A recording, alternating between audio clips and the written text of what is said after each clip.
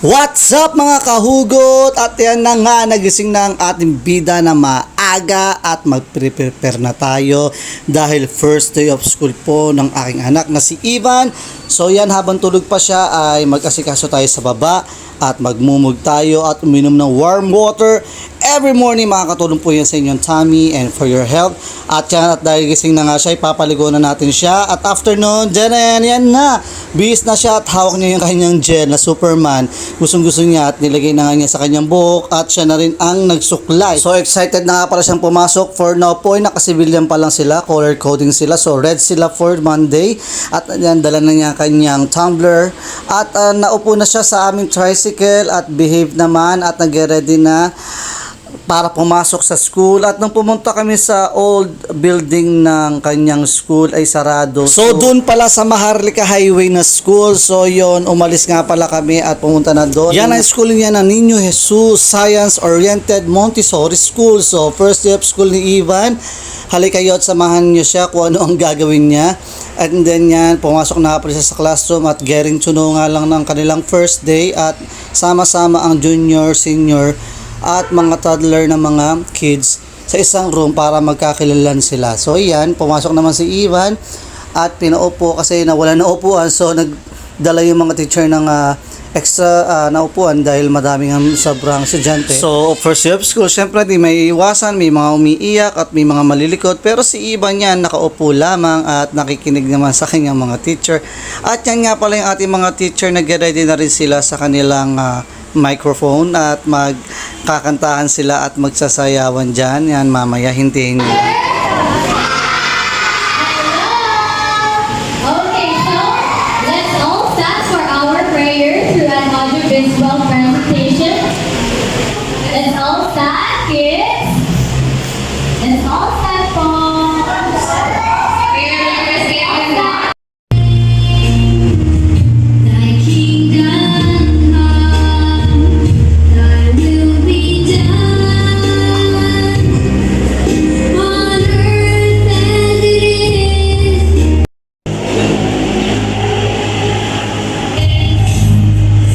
Forgive us who trespass against us.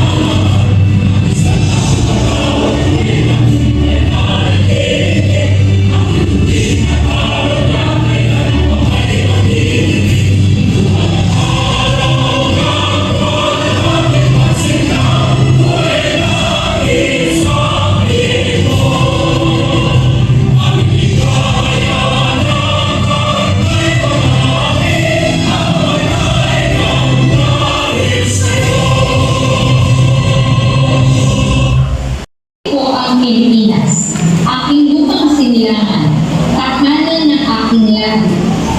Ilungkot ako at tinutulungang maging malakas, masipag at marangal. Dahil mahal ko ang Pilipinas, dilingin ko ang payo ng aking magulang. Susundin ko ang tuntunin ng paaralan. Tutupayin ko ang tungkulin ng mamamayang makabayan, naglilingkod, nag-aaral at nagdarasal ng buong katapatan. Iaalay ko ang aking buhay, pangarap, pagsisikap sa bansang Pilipinas. Manatiling Pilipino, buong katapatan ng lupa sa watawat ng Pilipinas at sa bansang kanyang sinasagisag, na may dangal katarungan at kayayaan na pinakikilos ng sambayan ng makadiyos, makakalikasan, makatao, at makabansa.